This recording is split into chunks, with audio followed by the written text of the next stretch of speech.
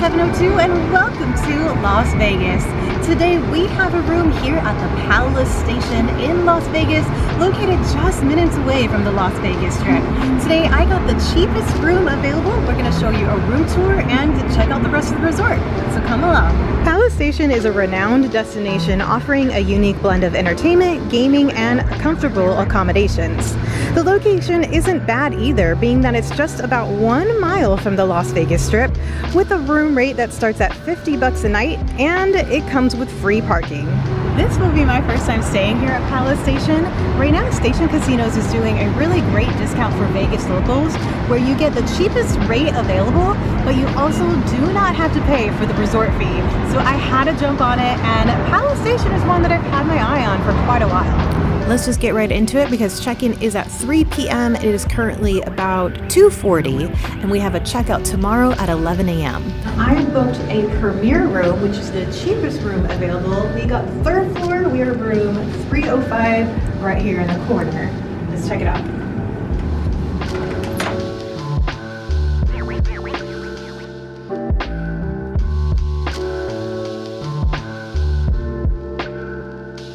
Welcome to a premier 2-queen bed room. I got a corner room, which was kind of nice, away from the elevators. The colors are very neutral. It looks modern, but also somewhat vintage just due to the colors. That's a really big TV. And then they have plugs, but also USB ports here on the desk. Let's see if there's anything over here by the bed. Clock. Oh yeah, there's another one right here. The radio also has USB ports, also wireless charging on top. And then on both sides, it actually shows the time here. So you can just wake up, turn your head, and you can see what time it is. The extra closet space with our bags already in it. There also is a safe. We've got an iron and an ironing board. A couple of hangers if you want to hang up any of your fancy shirts or dresses. And then they do have a full-length mirror. Take a look here at the bathroom. It's got some pretty good lighting for when you're getting ready. Looks like you've got lotion. We have body wash, shampoo, conditioner, makeup remover wipes. That's pretty handy. And also the soap, hand soap or massage bar, as it says. So it was about $55 for the daily rate. Then you do have to pay fees and taxes, but I did not have to pay the resort fee. So that was super, super helpful because that's gonna add another $20 to $25 a night. So if you're not a Vegas local, you can probably expect to pay $85, $90 for the room, a premier room on a weekday, which is still a fairly good price. I've been looking at hotels in Los Angeles for a wedding that I'm going to, and just like a Motel 6 is gonna run you about $150. So $80 for a nice, comfortable sofa room, and you get the whole casino downstairs. Seems pretty good. Our view isn't something spectacular. We are on the 3rd floor, and basically we can see a little bit of Sahara. We can see the stratosphere. You can pretty much see the stratosphere from anywhere in Las Vegas. Oh, there is Fontainebleau. That's about it. Otherwise, just the top side of buildings. When booking the premier room, it was slightly less because you can choose an option for them to assign the bed type when you check in. I did add some notes stating if possible we would prefer a king bed or something on a higher level, which they did not accommodate, but they did accommodate my request to be away from the elevator because we are in a corner room. Palace Station does offer a lot of different types of suites. I did see a suite that had a jacuzzi inside of the room, but I think that the premier room here is going to do just fine. It seems very comfortable, though I think the real test is going to be how comfortable the bed is and how quiet the room is at night. So I'll definitely check back with you guys in the morning about all of that. Right now it is about to be 4 o'clock, which means it is happy hour downstairs.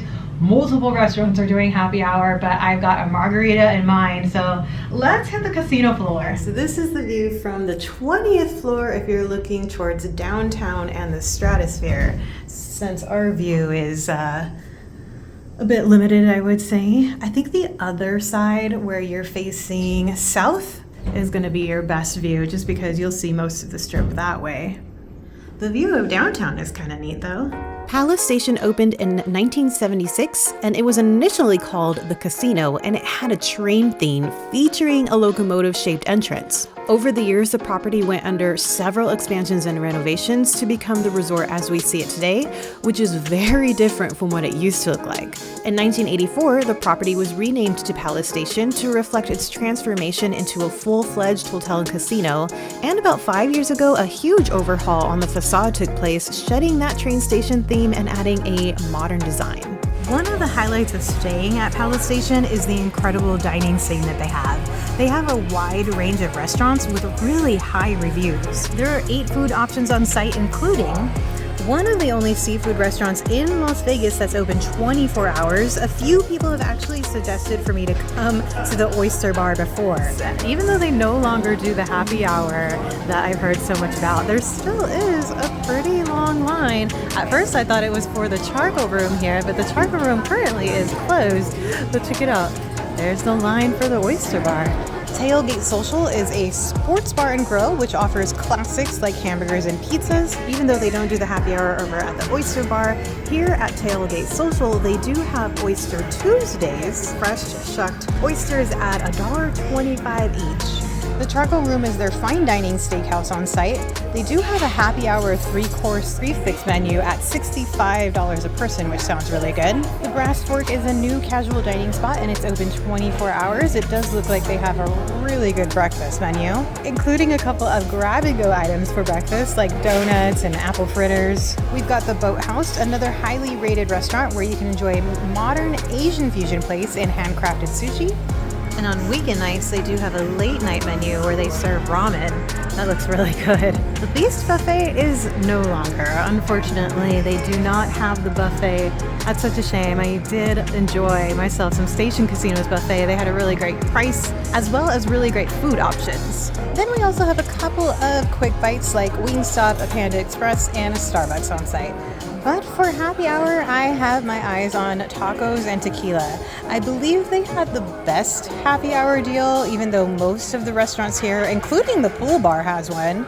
Or maybe it's just the tacos and the margaritas calling my name. But from 3 to 6, buy one margarita, get one free, and they also have half off on appetizers. The buy one, get one free margarita is for their house margaritas, but it is top shelf. So you can get the strawberry or lime, which will come in frozen, or you can just get the regular margarita on the rocks. Oh, wow. That's really good. You can taste the tequila, but like not overpowering.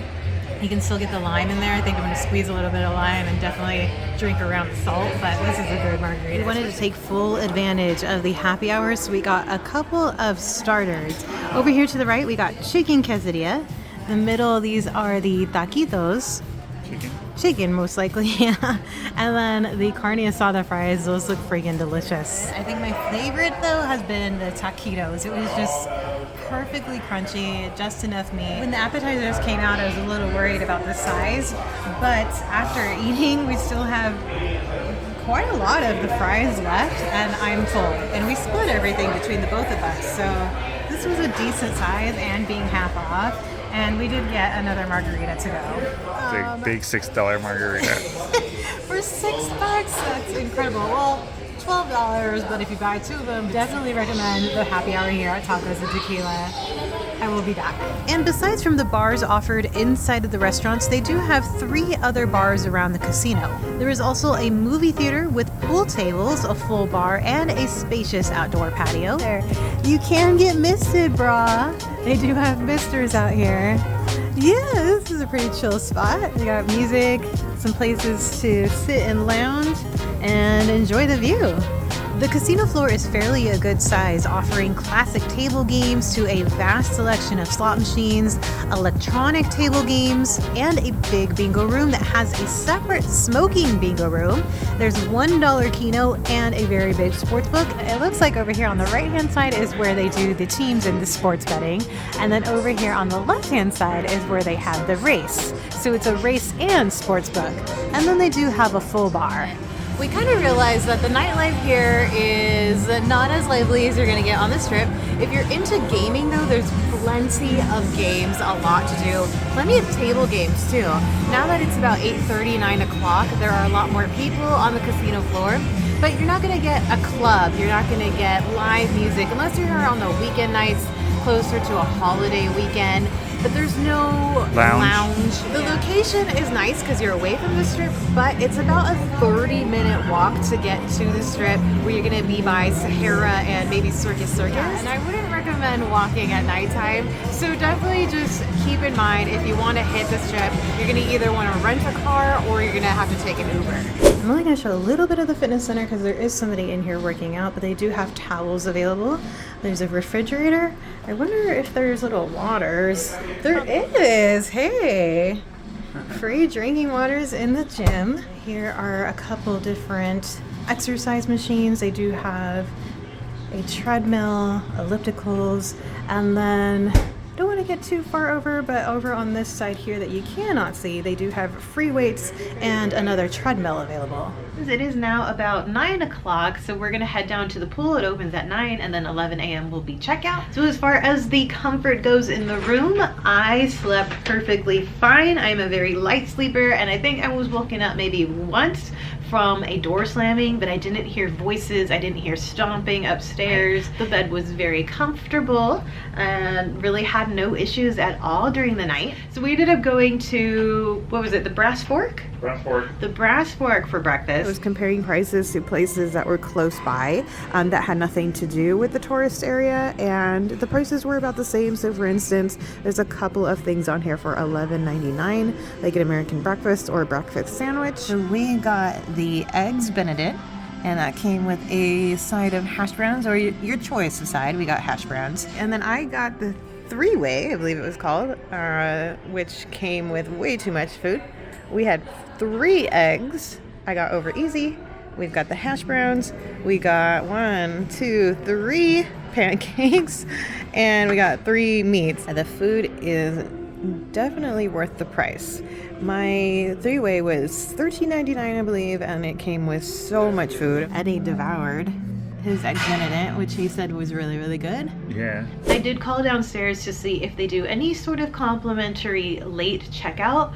Even a half hour would help, but unfortunately you do have to pay extra for that. I think it was like 20 to 30 bucks even just for an extra half hour. So we opted out. So we got to head out to the pool so we can come back and change and then head on home.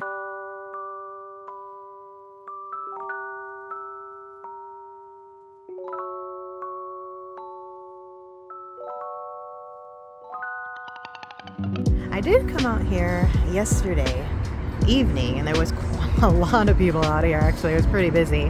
Now it is 9:30. They just opened at 9. They do have cabanas available to reserve. They got a TV in there, lots of shade. It looks like that in the middle is a mister, which is kind of nice. Normally one of my favorite spots to be at a resort. Right now the temperature in Las Vegas is about 105 degrees, and the pool is the perfect spot to soak up the sun while taking a refreshing dip when you start to get hot, or just simply unwinding with a cool drink in hand. Over by the bar they have a little area where they have a couple of games like Giant Jenga.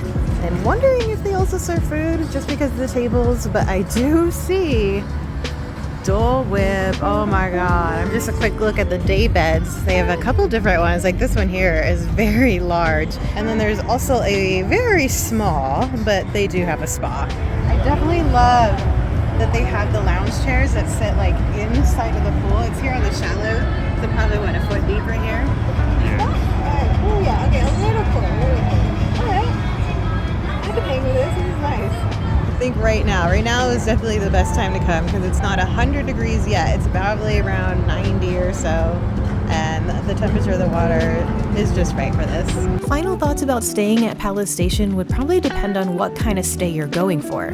It's great if you're looking for a relaxing trip with great food options, a lot of gaming, away from the crowds, and being okay with driving a few minutes for the nightlife or to get to the busier parts of the strip. But they had free parking and a comfortable room. We could have used a lounge last night, but I still really enjoyed the calmer vibes of this resort. Thank you so much for joining me here at the Palace Station. Until next time, please subscribe for more adventures in Las Vegas and the surrounding areas, and we will catch you in the next one. Peace.